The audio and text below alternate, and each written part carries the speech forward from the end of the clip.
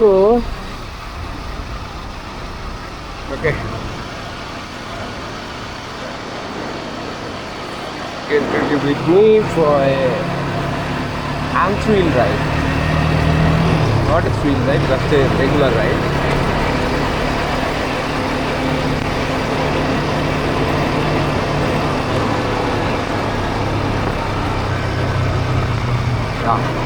ভালো দেখা যাচ্ছে। এখন বাজে রাত্র 4টা। আজকে প্রচণ্ড বৃষ্টি হওয়ার কারণে রোডটা একটু হালকা ভিজা আছে। ওটা দেখে থাকি যে দেশে শীতকাল বলতে কোনো সিজন নাই, আর বছরে মোটামুটি 8-9 মাসে বৃষ্টি হয়। ম্যাক্সিমাম বৃষ্টির টাইম হলো গিয়ে খুব ভোরবেলা 4:30 দিকে, আর ম্যাক্সিমাম টাইম যেটা হয় একদম এই দুইটা টাইমের ভিতরে। একটা হলো যে আপনার বিকাল 3টা, 4টা, 5টা, 6টা, 7টা এই টাইমগুলোর ভিতরে একটু বৃষ্টিটা হয়, তারপর আসলে চলে যায়। ম্যাক্সিমাম টাইম মুসল টাইমেই বৃষ্টিটা হয়। ছোটো ছোটো আমাদের যেরকম হালকা হালকা বৃষ্টিপাত হয় এরকম না, মোটামুটি ভালো মোটামুটি বৃষ্টিটা হয়।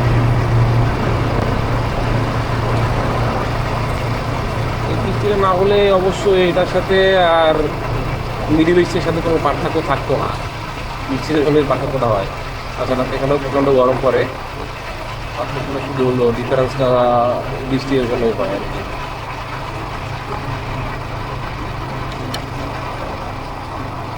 নদীর গাছ মোটামুটি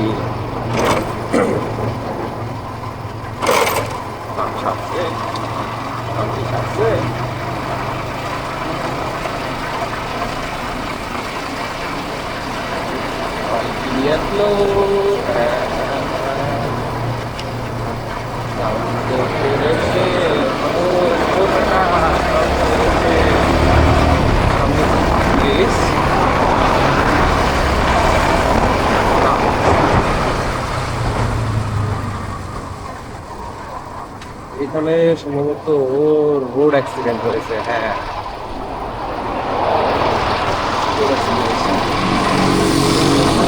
ঝামেলাটা হইলো এই জায়গায় একটা পুলিশ চেক পোস্ট বসে প্রায় সময়।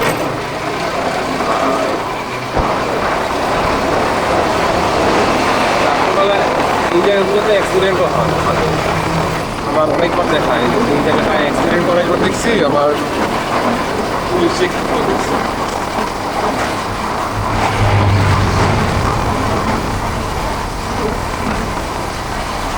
আমি এখন গাড়ি চালাচ্ছি 60-70 মধ্যে। এটাকে আসলে সর্বনিম্ন গাড়ি যেগুলো চলে মোটামুটি 108। রেট করা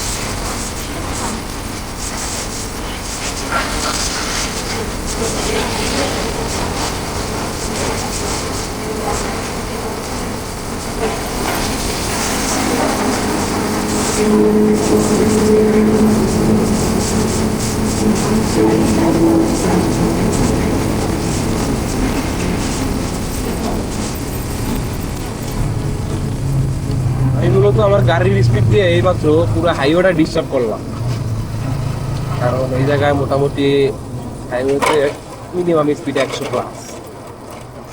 মানে পিছনে সব ড্রাইভারগুলো হয়তো দেখা যায় না, আলিগুলো আছে বাট মোটামুটি অনেকগুলো ভিড় করে গেছে, আপার ডিপার মারছে, কারণ তারা আসলে এত কম স্পিড হাইওয়েতে মানতে পারতেছে না।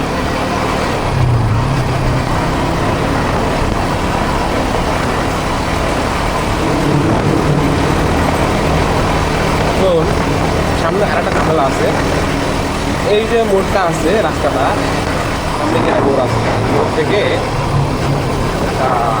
ব্লকিং ব্লক দেখছি আমি আরো 4টা বাজে, 3টা বাজে, তো এখন আর কি তার পসিবিলিটি বেশি। ম্যাক্সিমাম টাইম রাখবো 1টার পর থেকে বসে, 1টা থেকে বাইকের ম্যাক্সিমাম ব্লক থাকে, 1টা থেকে সকাল 6টা আগ পর্যন্ত।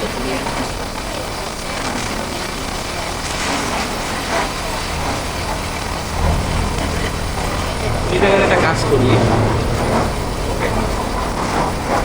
আল্লাহ পরিজন না থাকে তারপর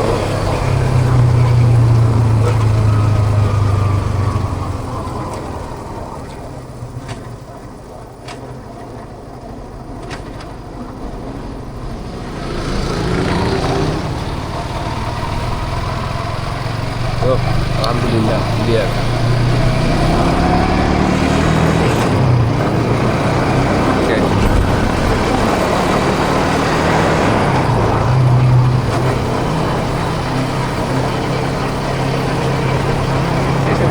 আসলে বাইক রাইডটা খুব এনজয় করতাম, প্রচুর বাইক রাইড করতাম।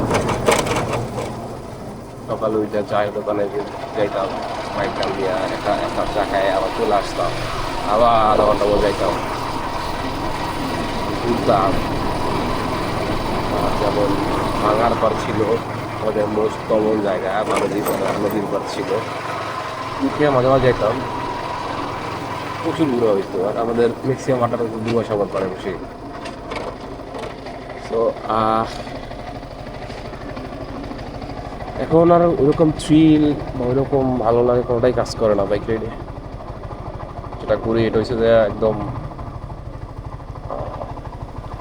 কিছু করার নয়। আসলে আমার এখানে যে গাড়ি ভাড়া যাইতো ওই স্টেট থেকে আরেক স্টেট যাওয়ার জন্য, আসলে ওইটা আসলে অনেক বেশি। তার 20 গুণ কম টাকা দিয়ে আমি আপাতত এখন কি করতে পারতেছি, পাগল বলতে।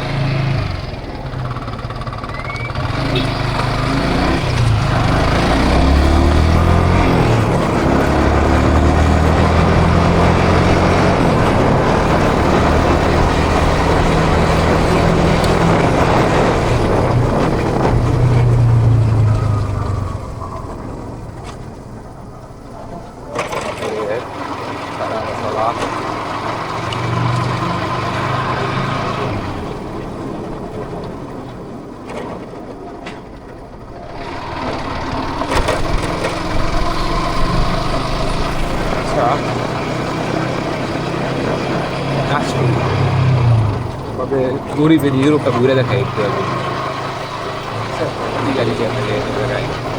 মালয়েশিয়াটা জিনিস কম মনে হয়, এদের দেশে মানুষ খুব শৌখিন, ওদের খাবার ঠিকঠাক থাকার, ঘর বাড়ি ঠিকঠাক থাকার, গাড়ির ব্যাপারে ওরা খুব শৌখিন। ওরা ওদের ঘরে 5 জন লোক থাকলে তার মধ্যে 6টা গাড়ি থাকে বা 7টা গাড়ি থাকে।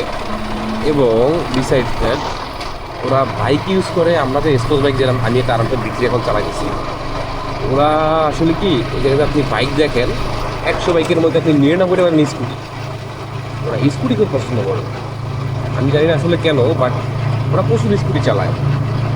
আপনি 1000টা যদি বাইকের কথা বলি, আমি 1000টার মধ্যে ম্যাক্সিমাম গেলে 5টা আমার মতন এরকম স্পোর্টস বাইক বা এই টাইপের বাইক পাবেন। আর 995টাই স্কুটি, প্রচুর স্কুটি। আর দেখেন এই গাড়িগুলো পরে আছে দুই পাশে, আমার বডির সাথে লাগানো ক্যামেরা ঘুরতেছে না, অনেক গাড়ি আছে, লেভেলেন্ট হয়ে গেছে, অনেক ইউজ করা, অনেক বছর, বহু বছর হয়ে গেছে ঘুরে আছে।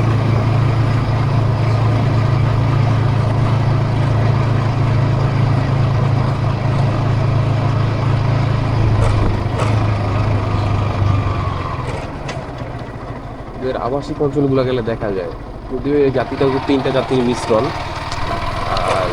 চাইনিজ, ইন্ডিয়ান, তামিল আর মালাই। এটা হচ্ছে মেইন মিশ্রণ। তার পাশাপাশি আরও আছে, যেমন ইন্ডিয়ান পাঞ্জাবি আছে, পাকিস্তান পাঞ্জাবি আছে, আরও কিছু লোক কান্ট্রি